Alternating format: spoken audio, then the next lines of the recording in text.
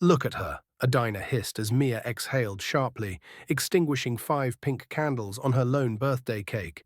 She must be desperate for attention. Their laughter ricocheted off polished tables, turning the cozy bistro into a stage for her deepest shame. Mia's knuckles whitened on her wheelchair's arms, every whisper felt like a blade against her spine. Here she was, a paralyzed single mom trying to celebrate another year, and the world was judging her most vulnerable moment. Before we move further into this story, let us know in the comments where you're watching from. We'd love to hear. Let's dive in.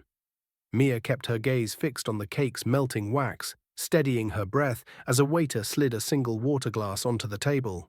No happy birthday, no warm smile, just the cold clink of glass. She swallowed the lump in her throat, wishing Lily were here. Her 8-year-old daughter, spending weekends with her father, would paint her face with kisses and insist on singing until Mia laughed. Tonight, though, Mia faced the battering of her own solitude and the sting of strangers' indifference.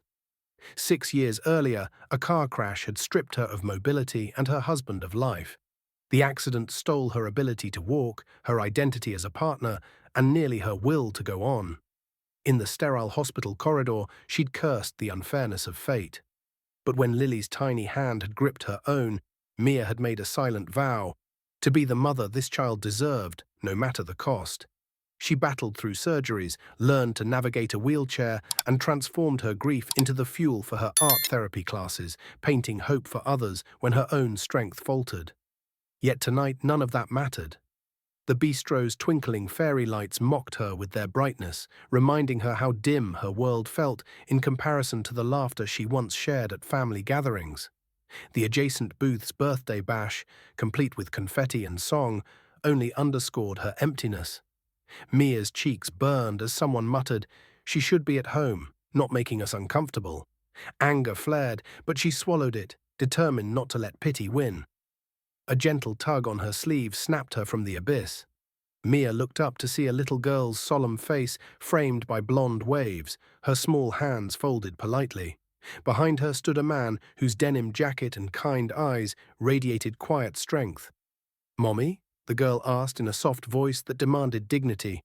"Can Sophie share your table?" The man, Ethan, smiled and added, "We're looking for a quiet corner. If it's all right, we'd love your company." Mia's heart fluttered like a wounded bird.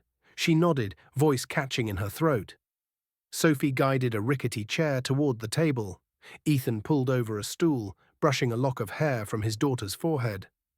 The waiter, surprised by the sudden request, hesitated before refilling Mia's glass, with genuine warmth. This time, the act was small but seismic. Someone had chosen to see her humanity rather than her wheelchair. Introductions came in the soft glow of candlelight. Mia, the paralyzed single mom fighting to keep her promises. Ethan, a single father who'd lost his wife to illness and now filled his daughter's world with stories of her mother's kindness. And Sophie, a bright, empathetic child who saw beauty where others saw tragedy. Sophie placed a handmade card in front of Mia, 2 red hearts painted with childlike precision. "Happy birthday, new friend," Sophie said simply. Mia's lips trembled as she read the message aloud, gratitude surfacing in her tear-filled eyes. As they shared slices of cake, stories unfurled like ribbons. Ethan spoke of late-night math lessons at the kitchen table. Mia recounted Lily's first steps, those precious moments now archived in her daughter's weekly visits. Sophie listened intently, eyes wide with wonder. Mia realized that for the first time that evening, she felt seen, not as a spectacle, but as a mother, a creator, a survivor. The din of the restaurant faded around them, replaced by the gentle cadence of newfound companionship. Midway through their dessert, Mia reached into her tote and produced an aged photograph. She and her late husband, youthful and laughing, beside a towering birthday cake at the very same bistro.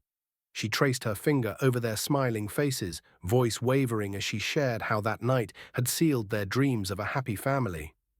Ethan placed his hand over hers, offering silent comfort. Loss need not be endured alone. In his gesture, Mia felt a quiet power swell within her chest. A reminder that connection can be the surest remedy for isolation. Just as Mia gathered strength to continue, the restaurant's lights dimmed and servers emerged with a second cake. Candles ablaze. The staff formed a semicircle, singing Happy Birthday with genuine cheer.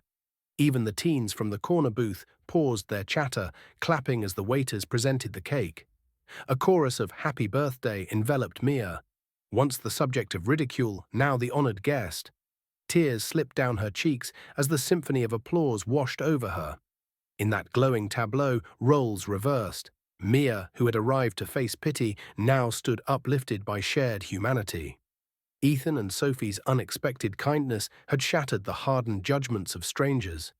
She realized that her wheelchair was not a barrier, but a symbol of the battles she'd won. Each day a victory. As she prepared to make a wish and blow out the candles, Mia closed her eyes and felt hope ignite within her soul. After the song ended, Mia addressed the restaurant with a voice both soft and resolute. "Thank you for reminding me that even when life feels fragile, compassion can make us whole." The diners rose to their feet, hands' applause echoing like rolling thunder. Ethan and Sophie nodded proudly, embodying the truth that families are not only born in blood, but in moments of shared courage. Morale, a single act of kindness, can transform solitude into solidarity, and reminding us that true celebration lies in our willingness to lift each other up. Applause to the everyday heroes who choose empathy over indifference, creating community where there was only isolation. If this story warmed your heart, subscribe, tap that like button, and sprinkle a karma in the comments.